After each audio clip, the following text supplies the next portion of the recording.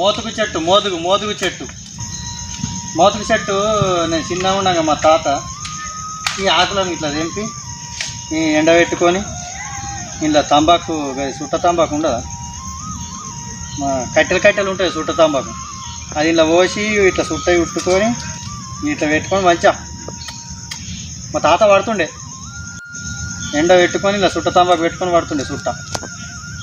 ఈ మత్తు రకాలుగా ఉపయోగపడుతుంది మోతు చెట్టు. ఇవి ఒక పొద్దులకు ఇస్తార్లు కొట్టుకుంటారు, మోతకాకులు దేవుళ్ళ కాడ ప్రసాదం పెడతారు.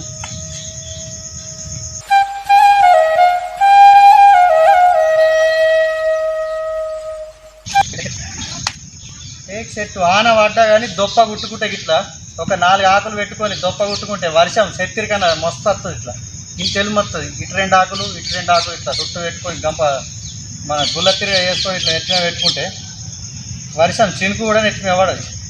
ఇట్లా మన ఈసనకర్ర తీర ఈసురుకున్న కూడా వానికి వస్తుంది గాలి రాకుంటే, సూపర్ పని చేస్తుంది. ఇక ఉల్టా వేసుకొని ఇలా టేక్టాకులో ఉల్టా మలిపి ఇట్లా వేసుకొని మనం తోటలకు కానీ మన పొలం కాడికి కానీ పోతాం కదా, అన్నం వేసుకొని ఇలా వక్కకారం వేసుకొని తింటే, వక్కకారం అంటే ఊరగాయ కారం, మామిడికాయ కారం వేసుకొని కలుపుకొని తింటే సామి రంగా ఏమన్నా టేస్ట్ ఉంటుందా? నువ్వు ఎంత మంచి బిర్యానీ తిన్నా దీనంత టేస్ట్ రాదు ఆవకాయ కలుపుకొని తింటే. అదే ఆవకాయ అంటేనే ఊరగాయ, మామిడికాయ తొక్కు కలుపుకొని తింటే అంత సూపర్ వస్తుంది ఇలా. సరే, వీడియోలు ఎంత అవుతుంది మరి ఉందాం.